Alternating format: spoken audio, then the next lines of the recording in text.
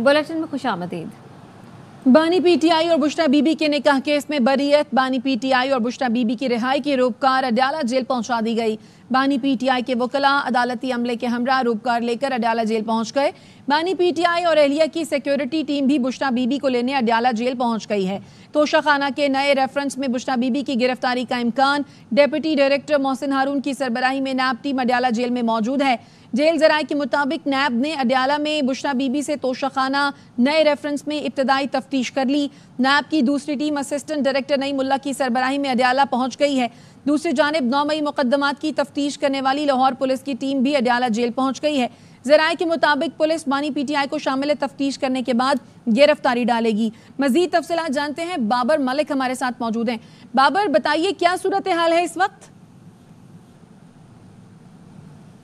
देखिए, अडयाला जेल के अंदर की सूरत हाल ये है कि अब से कुछ देर कबल जो है यहाँ पे रिहाई की रोपकार जो इद्दत निकाह केस में जो बरियत का फैसला हुआ था उसकी रूह के मुताबिक रोपकार जो है वो रिहाई की यहाँ पे पहुँचाई गई।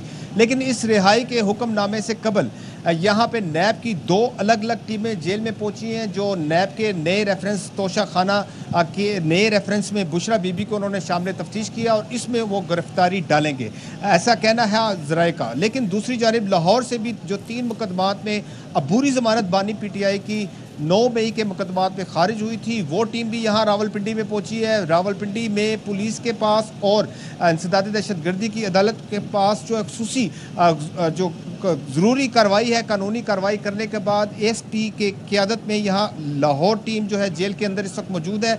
इन तीनों मुकदमात में बानी पीटीआई से तफ्तीश करेंगी और इम्कान ये जाहिर किया जा रहा है कि या तो यहाँ पे समात होगी इसकी या फिर वीडियो लिंक के, या बानी पीटीआई को इम्कान है कि अडयाला जेल से कोट लखपत जेल भी जिस तरह शाह महमूद कुरैशी को मुंतकिल किया वहाँ ले जा सकते हैं।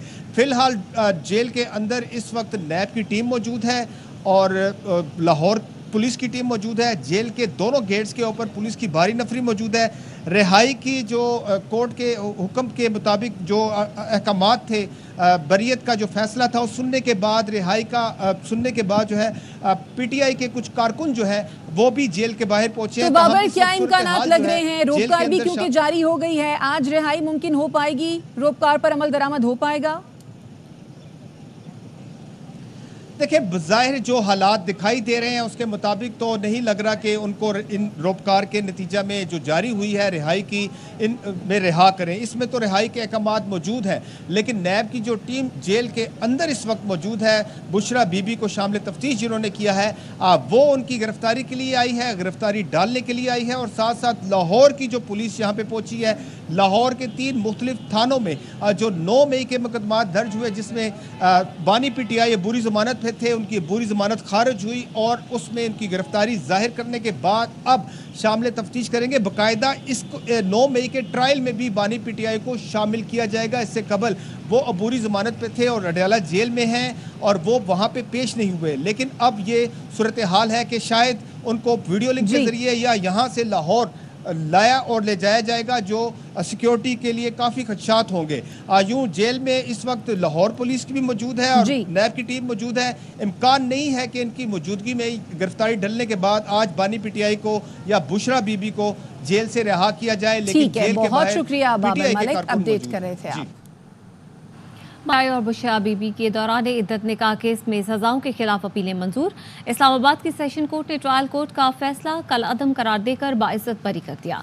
28 सफ़ात के तहरीरी फैसले में जज अफजल मजूका ने कहा कि शिकायत कुनंदा केस साबित करने में नाकाम रहा। खैबर मानिका की मेडिकल बोर्ड और उलमा की राय लेने की दरख्वास्तें मुस्तरद की। किसी और मुकदमे में गिरफ्तार नहीं तो बानी पीटीआई और बुशरा बीबी को रिहा किया जाए। सेशन अदालत ने रिहाई की रूपकार भी जारी कर दिया।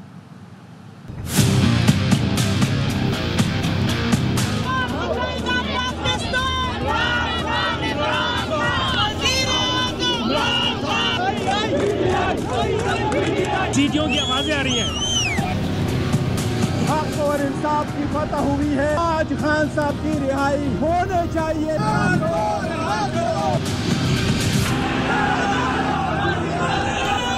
बानी पीटीआई और बुशरा बीबी का निकाह गैर कानूनी नहीं। इस्लामाबाद सेशन कोर्ट ने दोनों को बाइज्जत बरी कर दिया। ट्रायल कोर्ट से सजा का फैसला कलअदम करार दे दिया।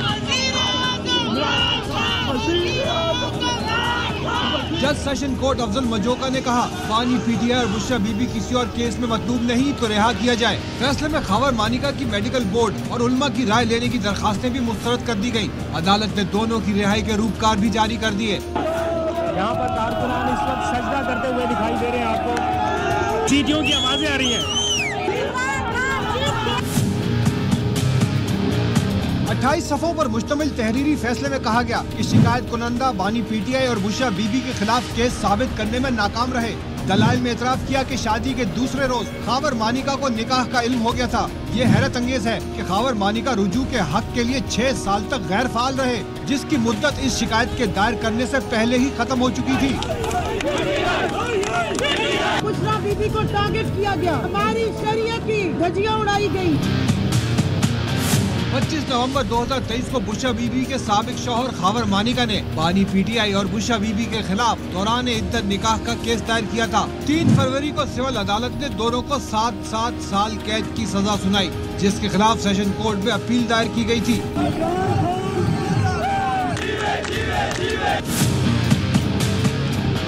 ये आखिरी केस था जिसमें बानी पीटीआई को सजा सुनाई गई थी। बानी पीटीआई साइफर केस में भी बरी हो चुके हैं। तोशाखाना फौजदारी केस में बानी पीटीआई की सजा मुअत्तल और 190 मिलियन पाउंड केस में अहलिया के साथ जमानत पर है। बानी पीटीआई 9 मई मुकदमात के अलावा किसी भी केस में गिरफ्तार नहीं, जिसमें उनकी अबूरी जमानतें खारिज हो चुकी हैं। आज खान साहब की रिहाई होने चाहिए।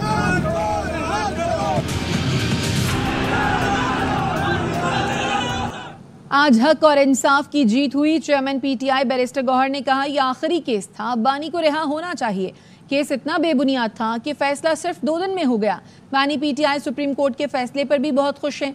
पीटीआई रहनुमा कंवल शौजब ने कहा, अदालत ने फैसले से औरतों का मान रख लिया।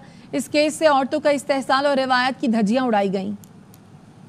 और इंसाफ की फतह हुई है। पाकिस्तान की तारीख में 2 दिन के अंदर अंदर ये कंप्लीट हो गया था। केस में पर्पस यही था कि इमरान खान साहब को मजबूर करे कि वो चट्टान की तरह खड़े और खड़े रहेंगे। आज खान साहब की रिहाई होने चाहिए। ये आखिरी केस था जो खत्म हो गया। इस अदालत ने हमारा मान रख लिया। इन्होंने फैसले के साथ साथ हमारी खवातीन की इज्जतें भी महफूज कर दी। बुशरा बीबी को टारगेट किया गया, पॉलिटिकल विक्टिमाइजेशन की गई, हमारी रिवायात, हमारी शरीयत की धज्जियां उड़ाई गई। निकाह केस बहुत घटिया केस था, लेकिन बानी पीटीआई को बाहर निकलते नहीं देख रहा।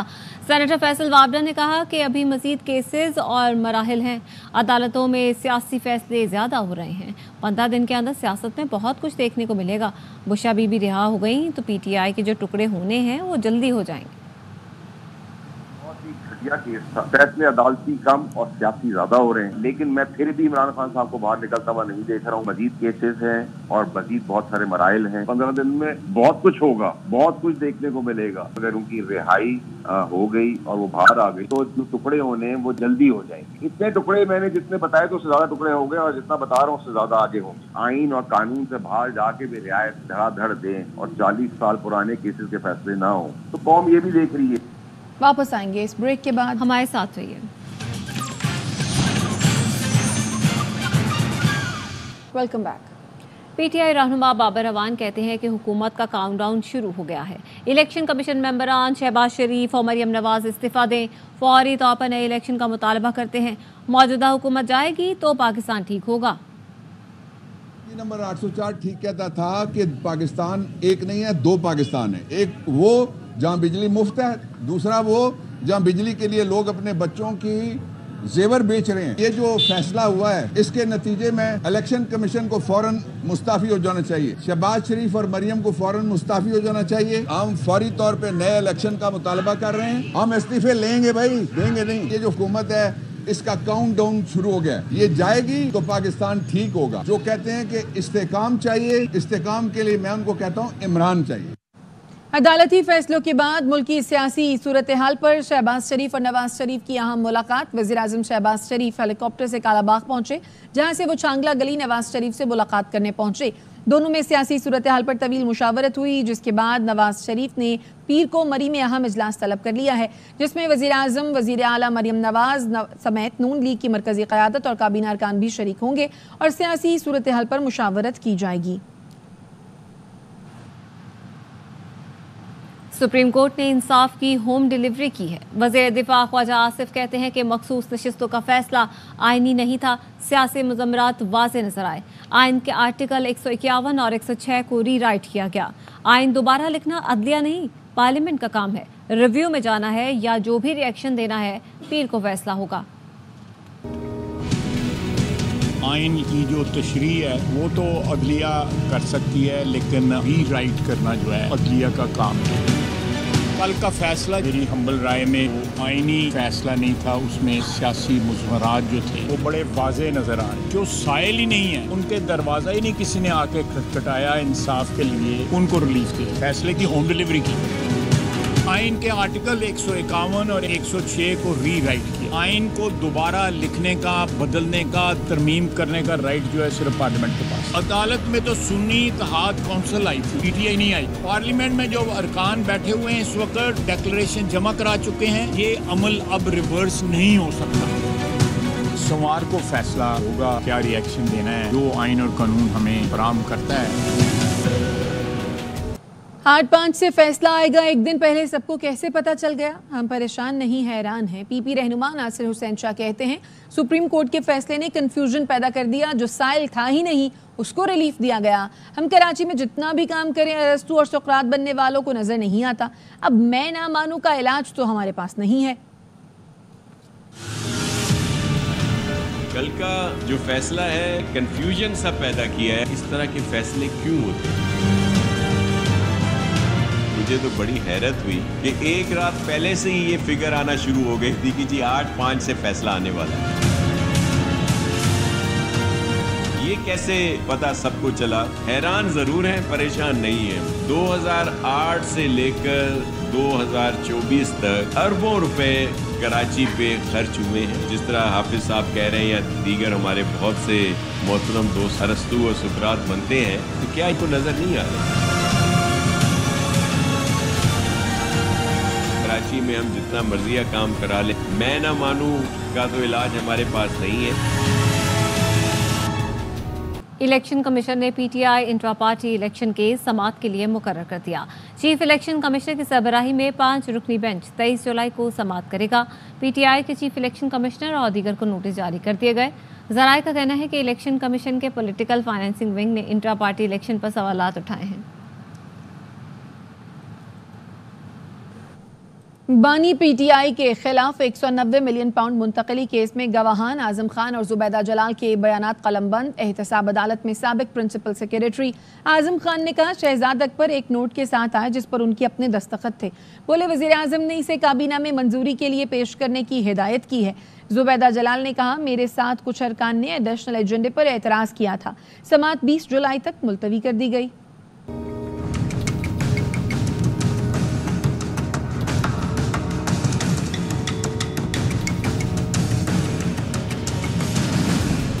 पटियाला जेल रावलपिंडी में 190 मिलियन पाउंड मुंतकली केस की समाअत। एहतसाब अदालत में गवाह आजम खान और जुबैदा जलाल के बयान कलमबंद कर लिए गए।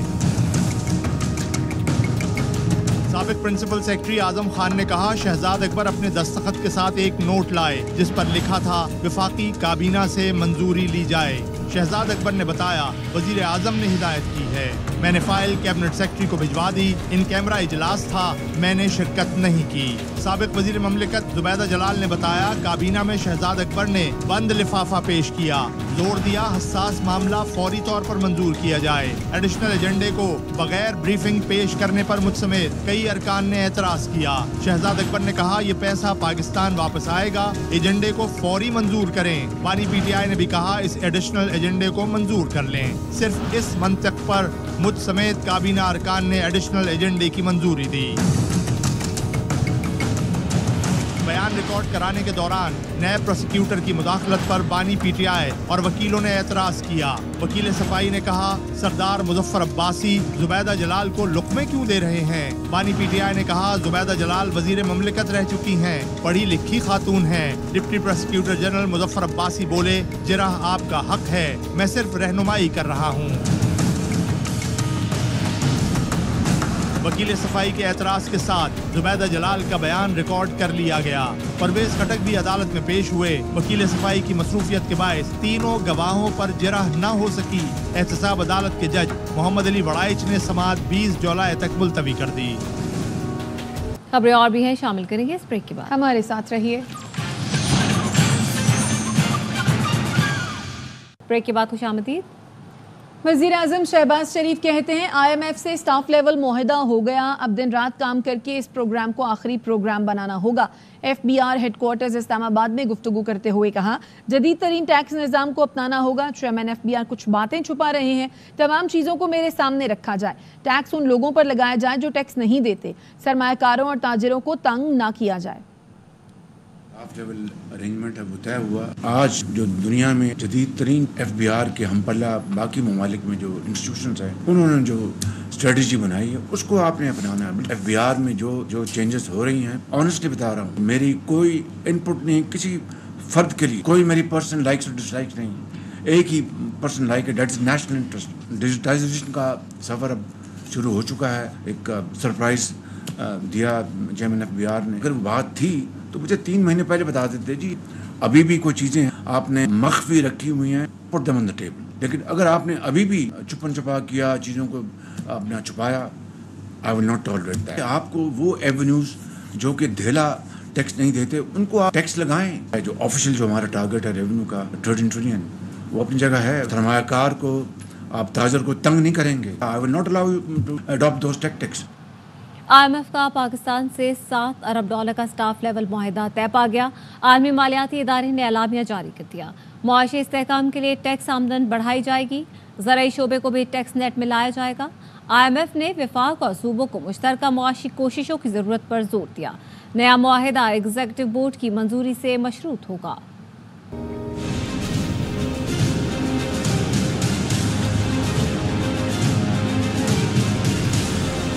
पाकिस्तान और IMF के दरमियान स्टाफ लेवल मुआहदा तय पा गया। पाकिस्तान को 37 माह के अरसे में $7 अरब मिलेंगे। IMF ने अपने एलामिया में कहा, 1 साल के दौरान पाकिस्तान में महंगाई में कमी आई, ज़र मुबादला के ज़खायर बेहतर और मौशी इस्तेहकाम को फ़रोग़ हासिल हुआ। उम्मीद की जाती है कि मौशी इस्तेहकाम के लिए पाकिस्तान टैक्स आमदन बढ़ाएगा। टैक्स आमदनी में GDP का 1.5% इजाफा रवा माली साल होगा। कर्ज प्रोग्राम के दौरान GDP में टैक्सों का हिस्सा 3% तक बढ़ाया जाएगा। डायरेक्ट और इनडायरेक्ट टैक्सेस में इजाफा मुनसिफाना और टैक्स दहिंदगान की तादाद बढ़ाई जाएगी। एलामिया के मुताबिक रिटेल सेक्टर का टैक्स नेट भी बढ़ाया जाएगा। बरामदी शोबे से भी टैक्स वसूलियाँ बेहतर की जाएंगी। ज़राई शोबा भी टैक्स नेट में लाया जाएगा। टैक्स में इजाफे से तालीम और सेहत आमा के लिए ज्यादा वसाइल दस्तियाब हो सकेंगे। IMF का कहना है वफाक और सूबों को मुश्तरका मुआशी कोशिशों की जरूरत है। अखराजात में मुनसिफाना तकसीम को अज़-सरे नौ देखना होगा। 18वीं तरमीम के तहत सूबों के पास वसाइल ज्यादा हैं। सूबों में तालीम, सेहत आमा, समाजी तहफ़्फ़ुज़ और इंफ्रास्ट्रक्चर के अखराजात बढ़ाना होंगे। सूबे खिदमात और ज़राई आमदन पर इनकम और सेल्स टैक्स की आमदन बढ़ाएं। ज़राई आमदन पर इनकम टैक्स लगाने के लिए कानून साजी करना होगी। तवानाई के शोबे के लिए मालियाती रिस्क को महदूद करना होगा। टैरिफ रेट से मुताल्लिक फैसले बर वक्त करना होंगे। इस्लाहात से तवानाई की लागत में कमी लाना होगी। पैदावारी सलाहियत में गैर जरूरी इजाफा अज़-सरे नौ देखना होगा। घरेलू सार्फिन को क्रॉस सब्सिडी की बजाय बेनजीर इनकम सपोर्ट से सब्सिडी देने की जरूरत है। बजट में विदहोल्डिंग टैक्स के खिलाफ कराची समेत मुल्क भर में फ्लावर मिल्स की हड़ताल तीसरे रोज भी जारी है। बाजारों में आटा नायाब होना शुरू हो गया। आटे की किल्लत ने शहरियों को नई परेशानी में मुब्तला कर दिया है। हड़ताल की हिमायत में सिंध के मुख्तलिफ शहरों में सैकड़ों आटा चक्की अभी बंद है। फ्लावर मिल्स एसोसिएशन का कहना है विदहोल्डिंग टैक्स के खात्मे तक हड़ताल हर सूरत जारी रखेंगे। फ्लावर मिल्स एसोसिएशन ने 10 जुलाई को गंदम की वॉशिंग बंद की थी और 11 जुलाई से आटे की सप्लाई मुअत्तल कर दी थी। फ्लावर मिल्स की हड़ताल के बायस मुल्तान में आटे की सप्लाई बंद है। एक तरफ होल सेलर्स परेशान है तो उधर आटे के नर्ख भी बढ़ने लगे हैं। मिर्जा अहमद अली की रिपोर्ट। हुकूमत की जानिब से गंदम की मसनूआत पर 2.5% विद होल्डिंग टैक्स बतौर एजेंट और गंदम की मसनूआत की सप्लाई पर 5.5% विद होल्डिंग टैक्स आयद किए जाने के खिलाफ फ्लोर मिल्स की हड़ताल तीसरे रोज भी जारी है। आटे की सप्लाई न होने पर मार्केट में आटे की बढ़ती कीमत से शहरी परेशान है। पहले ये 75 रुपए किलो आटा यहीं पे था, आज ये 90 रुपए किलो दे रहे हैं। हुकूमत समझ से बाहर है, क्या कर रही है। उधर से बिजली के बिल है, इधर से आटा है। गुर्बत जो है ना बहुत बढ़ गई है। फ्लोर मिल्स बंद होने की वजह से आटे के होलसेलर भी परेशान हैं। आज अगर इनकी हड़ताल कल और परसों रही तो हमारे पास भी ये ख़त्म हो जाएगा, फिर हमारे लिए मुश्किल है, हमें नहीं मिल रहा मिलों से। फ्लोर मिल्स एसोसिएशन के मुताबिक विद होल्डिंग टैक्स बतौर एजेंट और दीगर नए टैक्सेस वापस लिए जाने तक हड़ताल जारी रहेगी। कैमरामैन हसन नियाजी के साथ Mirza Ahmed Ali, ARY news, Multan. Flour mills की हड़ताल के बायस कराची में आटे का बहरान पैदा हो गया। होलसेल मार्केट जोड़िया बाजार में आटा खत्म हो गया। होलसेलर्स का कहना है ब्लैक में फरोख्त होने की वजह से आटे की कीमत भी बढ़ गई है। होलसेल मार्केट में फाइन आटा 5 रुपए फी किलो महंगा हो गया। अंजुम वहाब से तफसीलात जानते हैं। अंजुम, क्या सूरत हाल है इस वक्त? जी बिल्कुल, इस वक्त भी मैं जोड़िया बाजार में मौजूद हूँ। यहाँ पर जो जोड़िया बाजार में जो दुकानें थी या गोदाम थे, वहाँ पर आटा खत्म हो चुका है। होलसेल ग्रोसर एसोसिएशन के चेयरमैन सुबह ही कह चुके थे कि मार्केट में आटा नहीं रहेगा। अब्दुल रऊफ इब्राहिम का यही कहना था कि आटा खत्म होने के बाद सूरत हाल संगीन हो जाएगी और इसमें मुनाफाखोर फायदा भी उठा सकते हैं। और ये सूरत हाल हुई कि 10 किलो के आटे में 50 रुपए बढ़ गए हैं और 2.5 नंबर का आटा है उसमें भी 2 रुपए फी किलो इजाफा हो गया है। रिटेल मार्केटों की भी सूरत हाल यह है कि वहाँ वो भी आहिस्ता आहिस्ता ड्राई होती चली जा रही है। दूसरी जानिब फ्लोर मिल्स एसोसिएशन का ये कहना है कि वफाकी हुकूमत ने नोटिस तो ले लिया है कि कमेटी तश्कील दी और टैक्स के मामले पर वो गुफ्तशनीद करेंगे, लेकिन उन्होंने साथ ये भी कह दिया कि हमारी हड़ताल जारी रहेगी जब तक विदहोल्डिंग टैक्स के बारे में हुकूमत सही तौर पर वादे नहीं करती, टैक्स वापस नहीं लेती, उनकी हड़ताल का सिलसिला जारी रहेगा। कराची में लाखों किलो के हिसाब से आटा जो है वो सप्लाई होता है। जोड़िया बाजार में सिर्फ तकरीबन 50 से 60 हजार बोरियां रोजाना के बुनियाद पर तकसीम होती हैं और कराची के अलावा कमोबेश सूरत हाल यहाँ पर भी वही है। अपडेट करे थे अंजुम वहाब, शुक्रिया। और सब्जियों की कीमतें फिर आसमान पर पहुंच गई। सब्जी फरोश कहते हैं कि सिर्फ बलूचिस्तान के अजनास पर इन्हिसार की वजह से कीमतें बढ़ी। बाकी सूबों की फसलें मार्केट में आने के बाद निर्ख कम होंगे। कराची से अनवर खान की रिपोर्ट। तो चिकन की कीमतों के बाद अब सब्जियों की कीमतों को भी पर लग गए। साहिब हैसियत अफराद के लिए भी सब्जियों की खरीदारी मुश्किल हो चुकी है। हम भी परेशान हैं, सब परेशान है, लोग एक नहीं, गरीब अमीर सब परेशान है। जो बेच रहा है ना वो भी रो रहा है और जो खरीद रहा है वो भी रो रहा है। सब्जी फरोश कहते हैं तलब और रसद का फर्क है। इस वक्त मुल्क भर के लिए सब्जियों का इन्हिसार ज्यादातर बलूचिस्तान की ज़राअत पर है, जिसकी वजह से कीमतें बुलंदतरीन सतह पर हैं। जब तक ये बलूचिस्तान का सीज़न है ये तकरीबन ऐसा रहेगा, ऊपर भी जाएगा नीचे भी आएगा। साल में एक आध दफ़ा ऐसा वक्त आता है जो कि महंगा होता है। लहसुन 600 रुपए फी किलो, फूल गोभी 350 रुपए फी किलो, मटर 450 रुपए फी किलो के हिसाब से फरोख्त किया जा रहा है। शिमला मिर्च अपनी बुलंद तरीन सतह पर 480 रुपए फी किलो के हिसाब से फरोख्त की गई। सब्जियों की बुलंद तरीन सतह पर पहुँचने वाली कीमतों के बायस शहरियों को इंतहाई मुश्किलात का सामना करना पड़ रहा है, जबकि कीमतों को कंट्रोल करने के हवाले से जो इंतजामी कमेटियाँ बनाई जाती हैं वो भी मुकम्मल गैर फाल हैं। कैमरामैन मोहसिन शब्बीर के साथ अनवर खान, ARY न्यूज़, कराची। वापस आएंगे इस ब्रेक के बाद, हमारे साथ रहिए। Welcome back. और खबर है स्वात से, जहां कब्बल के इलाके देवलई में मां और 3 बेटियों को कत्ल कर दिया गया है। क्या तफसीलात हैं, शहजाद आलम से जानते हैं। बताइए शहजाद। जी बिल्कुल, इस तरह है कि ये सवात के तहसील कबल का इलाका है, गोल्डन शाडेर, जहाँ पर एक घर से 4 लाशें मिली है जिनको फायरिंग करके कत्ल किया गया। और जब मेरी बात हुई पुलिस से तो उनका कहना है कि सरदार अली नामी शख्स का घर है जहाँ से 4 लाशें मिले, उनमें माँ और 3 बेटियां शामिल है। और उसको इस वक्त पुलिस जो है ना वो रेस्क्यू की टीम है मुकामी अस्पताल मुंतकिल कर रही है। अभी तक जो लाशें मिले इसके बारे में कोई तस्दीक नहीं हो रही है कि उनको किस वजह से कत्ल किया गया, लेकिन जो खवातीन जो खातून है और या उनकी तो उनका शोहर जो है ना वो बैरून मुल्क आज ही निकल चुका है और अभी तक उनके घर का कोई पता नहीं है। लेकिन जो 4 लाशें बहुत शुक्रिया शहजाद आलम। तलखियां दूर करने और दूरियां मिटाने का मिशन 2 साबिक कप्तान सरगर्म हो गए। कप्तान बाबर आजम, शाहीन शाह अफरीदी और मोहम्मद रिजवान से राब्ते। जराए का कहना है कि शाहीन की वतन वापसी पर साबिक कप्तान के घर में तीनों की मुलाकात करवाई जा सकती है। वर्ल्ड कप में बदतरीन नाकामी पर कोच गैरी केस्टन की रिपोर्ट में तहलकाखेज इंकशाफात सामने आए थे। कोच ने सीनियर खिलाड़ियों में इख्तलाफात और कुछ प्लेयर्स की गैर संजीदगी की निशानदही की थी। कराची का चाइना पोर्ट साहिल आने वालों का नया मरकज बन गया। मुनफरद डिजाइनों वाले कंक्रीट के पत्थरों ने साहिल की खूबसूरती बढ़ा दी है। इशरत खान की रिपोर्ट। नीला आसमान, ठंडी हवाएं, ठाटे मारता समंदर और पहाड़ी पत्थरों से बनाई गई तवील राहदारी, ये है कराची का चाइना पोर्ट।